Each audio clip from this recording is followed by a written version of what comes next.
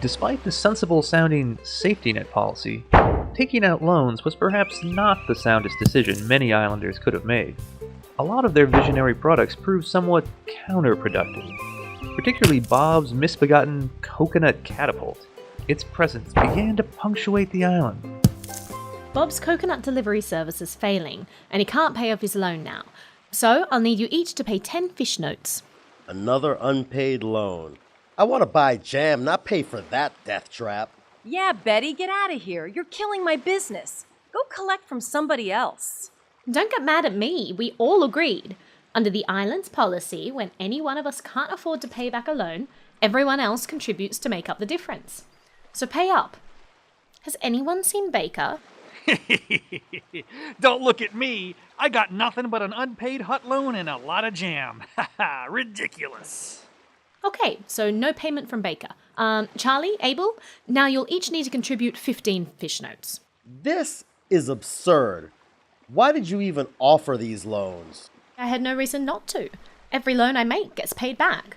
There's no risk to me when I make loans. And no risk to Bob or anyone else taking a loan either. The only people who face any risk are you poor saps. This is unsustainable. I've spent my savings and now my profits paying other people's loans. I told you the policy wouldn't work. Is this funny to you? Come on, Charlie. This ends now, before we're all bankrupt. You'll see, we're going to put risk back where it belongs. Attention, my fellow islanders. Lend me your ears. Abel and Charlie organized a highly effective boycott. People defaulted on their loans, and no one stepped in to help pay them off. The island's economy ground to a halt. Baker had been right. The safety net policy had not eliminated risk. It had merely redirected it from the lender and the borrowers to the other islanders. Repealing the policy put risk back where it belonged, with the risk takers. And this caused something interesting to happen.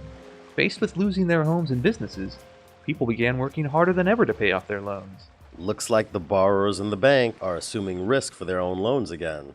And most of the loans are getting repaid. Slowly. Betty realized she'd have to be much more careful about lending in the future. Like Baker says, risk like this island is inescapable. Don't even mention that name, that swine. He's completely defaulted on his loan. Now I'm stuck with it. Isn't it frustrating when people do exactly what they say they will? I don't think he ever wanted a hut in the first place. He did, to prove a point. Now there's a for sale sign in front of it. Pathetic. It's insulting to people who are working hard to pay their loans. Yeah, it's a real headache to me too. Because he refuses to get a job and pay his debt, I'll have to repossess his hut and take a huge loss. Not so fast. Abel knew that Baker loved his hut, but he couldn't risk his reputation by actually becoming productive. It would take a somewhat unorthodox intervention to save Baker from himself. Baker, you're about to lose your home. Let's make a deal. Nah, that sounds like work. Yes, but think of the profits. You go into business with me, and you'll have this hut free and clear in no time. Really? See, you invented a great fish trap. We take that idea and massively expand it into the Abel Baker Mega Fish Catcher. This will revolutionize fish catching. Are you taking advantage of my disadvantaged financial state? Absolutely. Somebody's got to do it. Betty was understandably reluctant, but Abel persuaded her. You're right, Abel. This is a proven technology. But it belongs to Baker, so it's gonna cost you. High-risk borrowers have to pay more to borrow. Mr. Liability here is as high risk as they come. Come on, Betty, you're missing the big picture here. A loan for this thing will also create more jobs, so more people can pay down their debts and save up to start businesses of their own. And we all know what a hard-working guy Abel is. Now that's a very persuasive argument. Things really took off.